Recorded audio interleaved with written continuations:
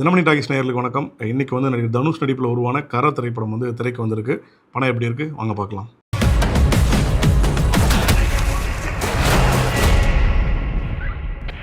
கர இந்த படம் வந்து என்னன்னு தெரியல. இந்த படத்தோட ப்ரொமோஷன் அதிகமாக இல்லை. டைரக்டரே வந்து நிறைய இன்டர்வியூஸ் கொடுத்து இந்த படத்தை அங்கங்கன்னு ஹைப் பண்ணிகிட்டே இருந்தார். அவர் கொடுத்த இன்டர்வியூஸ் எல்லாமே நல்ல ஒரு எதிர்பார்ப்பையும் ஒரு ஆவலையும் ஏற்படுத்துச்சு. படமும் இன்னைக்கு திரையரங்கில் வெளில வந்திருக்கு. படத்தோட கதை என்னென்னா ட்ரைலர்லேயே காமிச்ச மாதிரி தான். கரன்ற கரசாமி, அதாவது நடிகர் தனுஷ் வந்து அந்த படத்தோட கதாநாயகன். இந்த கதாநாயகன்னா வழக்கமாக இருக்கிற கதாநாயகன் மாதிரி கிடையாது. இவர் வந்து ஒரு திருடர், திருடன் என்ன வேணாலும் சொல்லலாம். பட் இவர் வந்து ஒரு நியாயமான திருடன் கிடையாது. ஆரம்பத்தில் வந்து இவர் எப்படி இருப்பார்னா, இவர் தன் சொந்த தேவைகளுக்காக திருடக்கூடிய ஒரு ஆளாக இருப்பார். படத்தோட முதல் காட்சியே வந்து அவர் ஒரு திருடுற மாதிரியான ஒரு காட்சி தான். ஒரு திருடிட்டு ஒரு இடத்துல மாட்டிக்கிறாரு. மாட்டி போலீஸ் ஸ்டேஷன் போகிறாரு. அங்கே கூப்பிட்டு போய் ஒரு அடித்து இல்லாத வழக்கு, பல நிலுவையில் இருக்க வழக்கையெல்லாம் வந்து இவர் மேலே போட்டு இவரை காலி பண்ணலாம் அப்படின்ற ஒரு கண்டிஷனுக்கு வரும்போது, அங்கே போய் என்ன பண்ணுறாருன்னா, ஒரு போலீஸ் அதிகாரியை தனுஷ் வந்து தாக்கிட்டு கிளம்பி போயிடுறாரு. தாக்கப்பட்ட அதிகாரி தான் வந்து நடிகர் சுராஜ் வெஞ்சரமுடு. அவர் அந்த படத்தில் வந்து ஒரு காவல்துறை அதிகாரி நடிச்சிருக்காரு. அவரை தாக்கிட்டு ஒரு ரெஸ் ஆயிடுறாரு. அவர் போனதுக்கப்புறம் என்ன ஆகிடுதுன்னா, ஒரு புதுசாக எங்கேயோ போய் மமிதா பைஜு அவர் லவ் பண்ணிகிட்டு இருப்பார். அவங்களோட வந்து ஒரு வாழ்க்கையை ஆரம்பித்து போயிட்டு இருப்பார். ஒரு கட்டத்தில் என்ன ஆகுனா, நம்ம சொந்த தொழில் பண்ணலாம், எவ்வளோ தான் கஷ்டப்பட்டுட்டு இருக்குன்ற ஒரு இடத்துக்கு தனுஷ் வருவார். அப்போல்லாம் திருடாமல் திருந்தி தான் வாழ்ந்துட்டு இருப்பார். அப்படி இருக்க சூழலில் ராமநாதபுரம் மாவட்டத்தில் இருக்க தன்னுடைய சொந்த ஊருக்கு போய் தன்னுடைய அப்பா KS ரவிக்குமார்கிட்ட அவர் ஒரு 8 ஏக்கர் நிலம் வச்சுருப்பார். அந்த நிலத்தை போய் கேட்டு வாங்கி அந்த பத்திரத்தை கொண்டு ஏதாவது பேங்க்கில் கொடுத்தா லோன் கொடுப்பாங்க. அந்த லோன் மூலிமா ஏதாவது தொழில் ஆரம்பித்து ஒரு ஹோட்டல் ஆரம்பிக்கலாம்னு ஒரு யோசிச்சுட்டு இருப்பார். அதை நம்ம ஸ்டார்ட் பண்ணி நம்ம வாழ்க்கையை நம்ம கொஞ்சம் சரி பண்ணிக்கலாம் அப்படின்ற ஒரு இதில் இருப்பார். பட் இருந்தாலும் நாம அந்த சொந்த ஊருக்கு போவார். ரொம்ப வருஷம் கழித்து சொந்த ஊருக்கு போவார். போகும்போது என்ன ஆகிடும்னா, அவர் சின்ன வயசுலேயே அவங்க அப்பா சம்பாரிச்சு வச்சிருந்த பணத்தையெல்லாம் திருடிட்டு தான் அந்த ஊரை விட்டு வெளில வந்திருப்பார். இப்போ வீட்டுக்கு போனால் அப்பா வந்து நம்ம எவ்வளோ கேவலமாக நினைப்பார், இல்லை எவ்வளோ ரொம்ப அசிங்கப்படுத்துவார், இல்லை ரொம்ப அவமானப்பட வேண்டியது இருக்குமோ அப்படின்ற பல தயக்கங்களுக்கு அப்புறம் தான் அந்த வீட்டுக்கு போவார். போனால் வந்து அவங்க அப்பா வந்து அந்த எதுவுமே இல்லாமல் எங்கடா போன இத்தனை வருஷமானு சொல்லி அவரே கட்டி பிடிச்சி அழுது, நீ என் கூடயே இருடா இனிமேல்னு சொல்லிட்டு தனுஷை வந்து கூட இருக்க வைக்கிறாரு. ஆனால் தனுஷுக்கு என்ன இந்த கரைக்கு என்ன ஆசையாக இருக்கும்னா, இந்த லேண்டு எப்படியா டாக்குமெண்ட் வாங்கிட்டு போயிட்டோம்னா நம்ம பாட்டு நம்ம வாழ்க்கையை பார்த்துட்டு போகலாம், இங்கேருந்து என்ன பண்ணுறதுன்ற மாதிரி யோசிச்சுட்டு இருப்பார். அப்படியாப்பட்ட சூழலில் தான் தெரிய வருது அவருக்கு, அப்பா வந்து ஆல்ரெடி அந்த 8 ஏக்கர் நிலத்தை வந்து ஒரு பேங்க்கில் கொடுத்து அந்த பேங்க்கில் அடமானம் வச்சு டிராக்டர் வாங்கியிருக்காரு அப்படின்றத. அப்பா மட்டும் கிடையாது, அந்த ஊரில் இருக்க எல்லாருமே அப்படி தான் டிராக்டர் வாங்கியிருக்காங்க. சொந்த நிலத்தை வீட்டை அடகு வச்சு அந்த டிராக்டரை வாங்கி விவசாயம் பண்ணி அது மூலிமா ஏதாவது விவசாயத்தை கொஞ்சம் பெருசு பண்ண முடியுமா, இல்லை கொஞ்சம் அதில் மூலம் கொஞ்சம் சம்பாதிக்க முடியுமா அப்படிலாம் யோசிச்சுட்டு இருப்பாங்க. பட் அவங்க யோசிச்சதுக்கு மாறாக எல்லாமே நடந்துகிட்ருக்கும். அந்த டிராக்டருக்கு போர் நடந்துகிட்ருக்கும். அந்த டைமில் 1990 வந்து ஈரான் வந்து போர், இந்த வளைகுடா நாடுகள் எல்லாம் வந்து பெட்ரோலுக்கு மீதான இந்த தடையெல்லாம் பண்ணும்போது என்ன ஆகும்னா, அது வந்து ராமநாதபுரத்து வரையும் பாதிக்கும். அப்போ இருக்கும்போது டிராக்டர் வந்து ஒரு 100, இன்றைக்கி என்ன கண்டிஷன், 100 ரூபாய்க்கு பெட்ரோல் விற்கிறது ஒரு 500 ரூபாய்க்கு விற்றா எப்படி இருக்குமோ அந்த மாதிரியான ஒரு சூழல் வரும்போது விவசாயிகளால் வந்து அவ்வளோ கீசலாம் வாங்கிலாம் ஊற்ற முடியாது.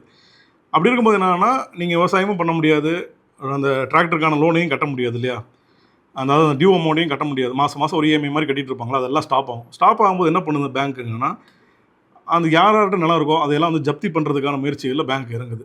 இப்படி ஒரு இந்த பேங்க்கே நம்மளை வந்து கொள்ளையடிக்குது. நம்ம வந்து நம்பி தான் நம்ம வந்து ஒரு பேங்க்கில் கொண்டு போய் அது இதுன்னு வாங்குகிறோம், பண்ணுறோம், பிடிக்கிறோம். பட் அந்த பேங்க்கே வந்து தன்னுடைய சட்டங்களை, தன்னுடைய ரூல்ஸை வந்து சாதகமாக பயன்படுத்தி இந்த மக்கள் மேலே எவ்வளோ பெரிய ஒரு விஷயத்தை பண்ணுது. அதாவது பேங்க்கே ஒரு மனுஷனை வந்து கொள்ளையடிக்குது, ஒரு சாமானியனை, ஒரு குடிமக்களை வந்து அவன்கிட்ட திருடுது அப்படின்ற ஒரு கான்செப்ட் வச்சுட்டு தான் இந்த படத்தை இது பண்ணிகிட்ருக்காங்க. அப்படி வந்து ஒரு ராமநாதபுரத்தில் ஒரு அப்பா கூட இருக்கும்போது ஒரு மரணம் வந்து நிகழுது. அந்த மரணத்தில் வந்து அவங்க சொந்த இடத்துலையே வந்து அந்த பாடியை புதைக்கணும். இப்போ புதைக்க முடியாது, ஜப்தி பண்ண போகிறோன்னு சொல்லி ஆஃபீஸெல்லாம் வந்துடுவாங்க. அப்படியாப்பட்ட இருக்க சூழலில் தான் இந்த பணத்தை கட்டினா தான் நீங்கள் உங்கள் லேண்டை உங்களுக்கு திருப்பி கொடுப்போம் அப்படின்ற ஒரு சூழல் வந்து தனுஷுக்கு வந்து உருவாகுது. ஆல்ரெடி பழைய திருடனாக இருந்தவர் திரும்ப வந்து இந்த வங்கிகளை கொள்ளையடிக்கலாம் அப்படின்ற ஒரு கண்டிஷனுக்கு ஒரு இடத்துக்கு போகிறார். இந்த வங்கிகளை அவர் எடுத்த முடிவு சரியாக, கிளைமேக்ஸில் வந்து என்னாச்சு, இந்த லேண்டெல்லாம் மக்களுக்கு திரும்பி கிடச்சிதா, ஒரு உள்ளூரில் இருக்க ஒரு ராபின்ஹுட்டாக இவர் எப்படி மாறினார் அப்படின்ற அந்த கேரக்டர் ஆருக்கு தான் இந்த கரை படத்தோட ஒரு ஒன்லைன்.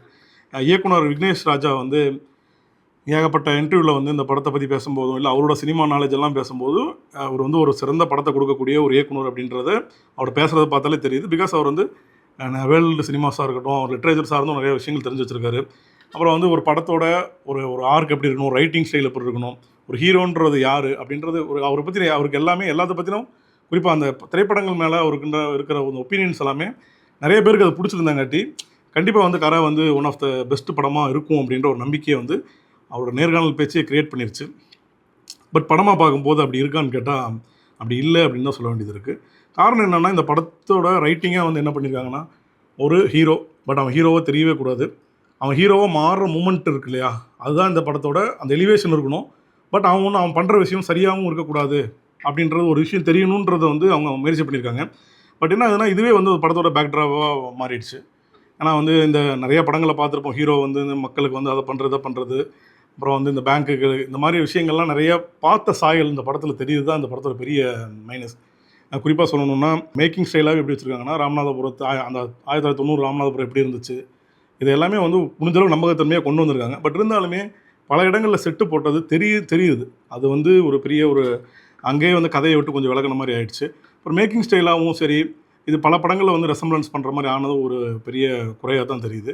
பட் வந்து இவங்க ரைட்டிங்காக வந்து சில விஷயங்கள் முயற்சி பண்ணியிருக்காங்க. படத்தில் ஆரம்ப காட்சியிலேருந்து எண்டு வரையுமே எங்கேயுமே வந்து ஒரு கிராண்டியரை காமிச்சிடக்கூடாது. ஒரு பெரிய பிரம்மாண்டத்தை இது பிரம்மாண்டமாக காமிச்சு தான் அதை மாசாக காமிக்கக்கூடாது அப்படின்றதுல ரொம்ப கவனமாக இருந்திருக்காங்க. அது வந்து ஒரு நல்ல காட்சியில் கை கொடுத்துருக்குன்னா இடைவெளி, படத்தோட இடைவெளி காட்சி வந்து ஒரு சின்ன ஒரு லொக்கேஷனில் தான் பண்ணியிருக்காங்க. பட் அந்த அந்த பரபரப்பையும் அந்த இது என்ன நடக்க போகுதுன்ற ஒரு எதிர்பார்ப்பையும் வந்து அந்த இன்ட்ரோல் நல்லாவே கொடுக்குது.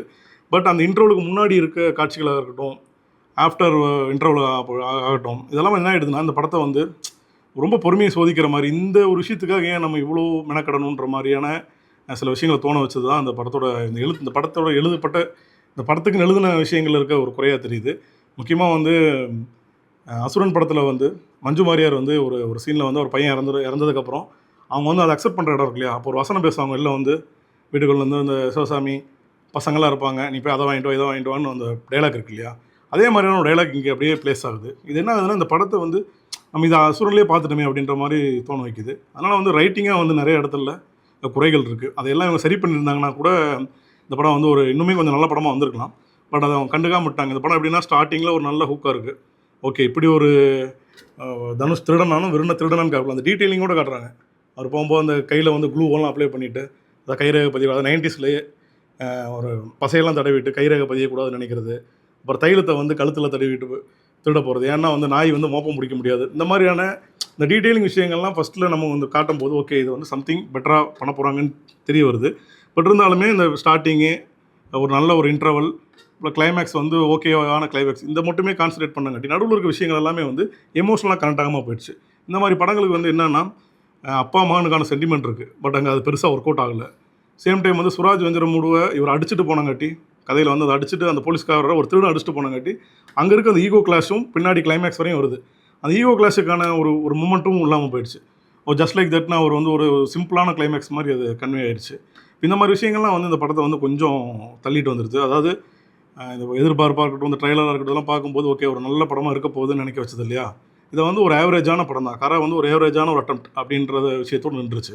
பாசிட்டிவ் சொல்லணும்னா நிறைய தனுஷோட நடிப்பு தான். அவர் வந்து இது ஒரு கட்டத்துக்கு மேலே தனுஷாக நடிக்கிறாருன்ற மாதிரி ஆயிடுச்சு. ஏன்னா ஒரு திருடனாக தெரிகிறாரு, கட் பண்ணால் வந்து ஒரு அப்பாவுக்கு வந்து நல்ல மகனாக இருக்கார்.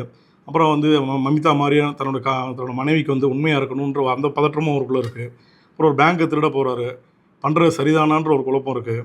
அப்போ இது எப்படியா செஞ்சு முடிக்க முடியுமான்ற ஒரு அந்த பதற்றமும் அது எல்லாமே அவர் பார்க்கும்போது அவரோட ஆக்டிங்கே வந்து டோட்டலாகவே அந்த ஸ்க்ரீனை வந்து கண்ட்ரோல் பண்ண மாதிரி இருக்குது. மற்ற நடிகர்கள் யாருமே தெரியல, அப்படி ஒரு ஆக்டிங்காக இருக்குது.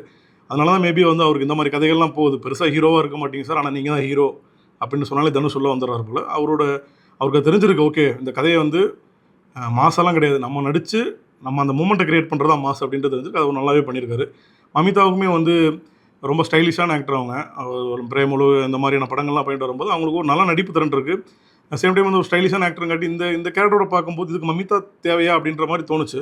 பட் இருந்தாலுமே அவங்களோட ஆக்டிங் வந்து எங்கேயுமே வந்து ஒரு பிரச்சனை இல்லாமல் அவங்களுக்கான ரோல் வந்து சரியாக பண்ணியிருக்காங்க. நடிகர் கருணாஸ், சுராஜ் வெஞ்சரமுடு இவங்களோட நடிப்பு எல்லாமே கூட நல்லா வந்திருக்கு. டெக்னிக்கலாக இந்த படத்தை வந்து கொஞ்சம் பேச வேண்டியது இருக்குது. டெக்னிக்கல் மீன்ஸ் இந்த படத்தோட இயக்குனர் வந்து போர் தொழில் படம் பண்ணார். அதிலே வந்து டெக்னிக்கலாக அந்த டிரான்சிஷன் ஷாட்டெல்லாம் வந்து சூப்பராக பண்ணியிருப்பார். ஒரு வில்லனை காட்டுறதா இருக்கட்டும், வில்லனை காட்டுறதுக்கு முன்னாடியான இருக்க ஒரு ஷாட்டாக இருக்கட்டும், இதெல்லாமே வந்து ஒரு ஹீரோ மூமெண்ட்டாக இருக்கட்டும், ஒரு துப்பாக்கி பிடிக்கிறதா இருக்கட்டும், இது எல்லாமே வந்து ஒரு கட் பண்ணாங்கன்னா ஒரு ஃபைனான எடிட்டாக இருக்கும். அதே மாதிரி இந்த படத்துலேயும் வந்து நிறைய விஷயம் பண்ணியிருக்காரு. குறிப்பாக வந்து இந்த ராமநாதபுரத்தை அந்த கலர் பேலட் வச்ச விஷயமா இருக்கட்டும், அந்த டியூனில் அந்த சன்லைட்டில் அந்த சன்லைட்டை கேப்சர் பண்ணுறதா இருக்கட்டும், எல்லாமே ரொம்ப பிரமாதமாக ஒரு வெக்கையான நிலத்துலேருந்து நம்ம அந்த வீடையும் அந்த லேண்டையும் பார்த்தா எப்படி இருக்குமோ அந்த ஒர்க் எல்லாமே வந்து நல்லா பண்ணியிருக்காங்க. பட் முக்கியமாக வந்து இந்த படத்துக்கு வந்து அன்றைக்கி 1990 ராமநாதபுரம் பஸ் ஸ்டாண்டு, ஹாஸ்பிட்டலு இதுக்கெல்லாம் செட்டு போட்டிருக்காங்க. கிட்டத்தட்ட 40 ஏக்கரால செட்டு போட்டிருக்காங்க. பட் அந்த செட்டை வந்து அந்த செட்டில் அங்கங்கே நடக்கிற விஷயம் மட்டும் தான் படத்தில் கேப்சர் ஆகிருக்கு. அந்த செட்டோட பிரம்மாண்டம் எங்கேயும் தெரியாமல் போனது வந்து ஒரு குறை. அது எங்கேயாவது ஒரு நல்ல இதாக வந்து காட்டியிருந்தா இன்னுமே வந்து ரொம்ப நல்லா இருந்திருக்கும். ஏன்னா ஒரு ஒரு ஒரு க்ளோஸ் ஷாட் வைக்கிறாங்க, பின்னாடி ப்ளர் பண்ணால் அது தெரியுது அங்கே அங்கே அங்கே போட்டதெல்லாம் வந்து செட்டு தான் அப்படின்ற மாதிரியான ஒரு பிம்பத்தை கொடுத்துருது அது. அதனால் வந்து அது கொஞ்சம் இன்னும் கொஞ்சம் கவனப்படுத்தியிருந்தால் இன்னுமே கொஞ்சம் நல்லா இதாக வந்திருக்கும். ஜிவியோட மியூசிக் வந்து நல்ல சவுண்ட் எஃபெக்டோடு பார்த்தோம்னா இன்டர்வலில் வந்து ஒரு ஒரு ஒரு சீக்வன்ஸ் இருக்குது. அதில் வந்து ஒரு மியூசிக் போட்டிருக்காரு. அந்த மியூசிக் கேட்கும்போதே நமக்கு அடுத்தடுத்து என்ன போகுது அப்படின்ற ஒரு சின்ன ஒரு பதற்றம் வந்துடுது. நல்ல அப்புறம் கிளைமேக்ஸ் நோக்கி போகும்போதும் சரி, கிளைமேக்ஸ் முன்னாடி இருக்கும் சரி, எல்லாமே ரொம்ப பிரமாதமாக வந்து ஜிவியோட ஒர்க் வந்து ரொம்ப சூப்பராகவே பண்ணியிருக்காரு. இயக்குனர் விக்னேஷ் ராஜாவை தான் திரும்ப சொல்லணும். என்னதுன்னா அவர் ஒரு நல்ல விஷயத்த பண்ணியிருக்காரு இந்த படத்து மூலிமா. தமிழ் சினிமாவில் இதுக்கு முன்னாடியே ரைட்டர்ஸ் எல்லாம் ஒர்க் பண்ணியிருக்காங்க. பட் இருந்தாலும் ரைட்டரை வந்து ஒரு பெருசாக போர்ட்ரேட் பண்ணி இந்த படத்தில் அவர் நிறைய விஷயம் பண்ணியிருக்காரு. அவரோட போஸ்டர் டிசைனாக இருக்கட்டும், அவரோட ட்ரெய்லர், டீசர், தென் வந்து அவர் இன்டர்வியூஸாக இருக்கட்டும், எல்லா பக்கமும் ஒரு ரைட்டரை வந்து மென்ஷன் பண்ணுறாரு. இந்த படத்தை முடிஞ்சு டைரக்டட் பைக்கு வந்ததுக்கப்புறம் ரிட்டன் பைன்னு ஆல்ஃபர்ட் ஜோஸ் விக்னேஷ் ராஜான் தான் வருது. அப்படி வந்து ரைட்டிங்க்கு வந்து தமிழ் சினிமாவில் வந்து ஒரு பெரிய நீட் இருக்க சூழலில் வந்து ஒரு ரைட்டர் எல்லா பக்கம் முதன்மைப்படுத்தி அவர் சில விஷயம்லாம் பண்ணியிருக்காரு. பட் இருந்தாலும் இந்த மாதிரி அவர் 2வது படம்னு வரும்போது இன்னும் கொஞ்சம் கூடுதலாக ரைட்டிங்கில் கவனம் செலுத்தி இது ஒரு பெரிய ஒரு சக்ஸஸாக மாறி இருந்துச்சுன்னா மேபி அடுத்தடுத்து வர ரைட்டர்ஸ்க்கு அடுத்தடுத்து அந்த ரைட்டிங்க்கு கான்சன்ட்ரேட் பண்ணால் போதும் சினிமாவுக்கு. ஆனால் நிறைய ரைட்டர்ஸ் வந்து அடுத்து ரைட் பண்ணிட்டு அப்படியே டேரக்ட் பண்ண வந்துடுவாங்க. ரைட்டர் தான் அப்படின்ற ஒரு விஷயம் ரொம்ப கம்மியாக இருக்குது. இப்போ இந்த மாதிரியான படங்கள் வந்து பெருசாக வெற்றி பெற்றுச்சுன்னா அதோட ரைட்டரும் பெருசாக கவனிக்கப்படுவார். இயக்குனர் எப்படி கவனிக்கப்படுறாரோ அந்த படத்தோட திரையெழுத்தாலும் ரொம்ப கவனிக்கப்படுவார். அதனால் இன்னும் கொஞ்சம் அவங்க கவனம் செலுத்தி இந்த கதையை வந்து இன்னும் கொஞ்சம் நல்லா பண்ணியிருந்திருக்கலாம். அந்த விதத்தில் மட்டும் கொஞ்சம் ஒரு மிஸ்கால்குலேஷன் ஆன மாதிரி ஆயிடுச்சு. மற்றபடி வந்து இந்த படம் வந்து ஒரு உள்ளூரில் எடுக்கப்பட்ட ஹாலிவுட் படம் மாதிரி, ஒரு கிராமத்தில் எடுக்க ஹாலிவுட் படம் மாதிரி இயக்குனர் சொல்லியிருந்தார். பட் அந்த தோற்றம் எதுவும் தரல. இதுக்கு முன்னாடி தமிழ் சினிமாவில் பார்க்காத மேக்கிங் கிடையாது. நிறைய படங்களில் காட்டின விஷயங்கள் தான். பட் இருந்தாலும் இவங்க ஒரு விஷயம் ட்ரீட் பண்ணியிருக்காங்க. அது வந்து என்ன ஆயிடுச்சுன்னா அது வந்து எமோஷனலாக கனெக்ட் ஆகாதங்காட்டி அது ஓகே, ஒரு நல்ல ஒரு அட்டம்ப்ட்ன்ற அப்படின்ற ஒரு கண்டிஷனில் போய் நின்றுச்சு. அதனால் இந்த படம் வந்து ரசிகர்களை ஏமாற்றாத படம் தான். சேம் டைம் அதே நேரம் ரொம்ப பெரிய நல்ல படம்னு சொல்ல முடியல. ஒரு ஆவரேஜ் ஃபிலிக் தான். இந்த வீடியோ பிடிச்சதுன்னா தினமணி சேனல் லைக் பண்ணுங்கள், ஷேர் பண்ணுங்கள், சப்ஸ்கிரைப் பண்ணுங்கள்.